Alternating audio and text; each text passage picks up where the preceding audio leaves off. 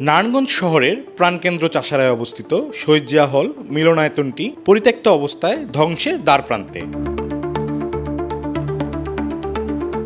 স্বাধীনতা পরবর্তী বাংলাদেশের রাজনৈতিক ইতিহাস, জাতীয়তাবাদী আদর্শ ও সাংস্কৃতিক জাগরণের একটি গুরুত্বপূর্ণ স্মারক এই জিয়া হলকে পুনরায় নির্মাণ করতে প্রধানমন্ত্রী তারেক রহমানের কাছে আবেদন করেছেন নারায়ণগঞ্জ 1 আসনের এমপি মুস্তাফিজুর রহমান ভূঁইয়া দীপু।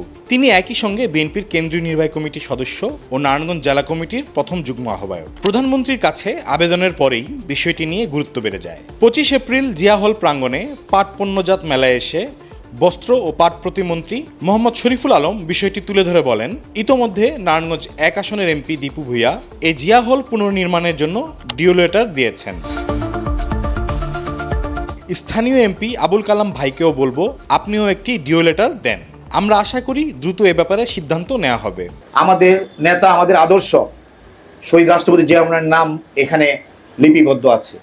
অতএব এখানে মাননীয় মন্ত্রী মহোদয়, আমার বাণিজ্য মন্ত্র এবং বস্ত্র পাট মন্ত্রণালয়ের মন্ত্রী মহোদয় আছেন।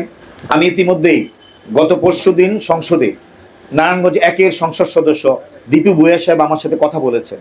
উনিও এটার ব্যাপারে একটা ডিউ লেটার দিয়েছেন এবং আমিও আজকে এই স্থানীয় সংসদ সদস্য যিনি কালাম সাহেব, ওনাকেও আমি বলবো আপনি একটা ডিউ লেটার দেন।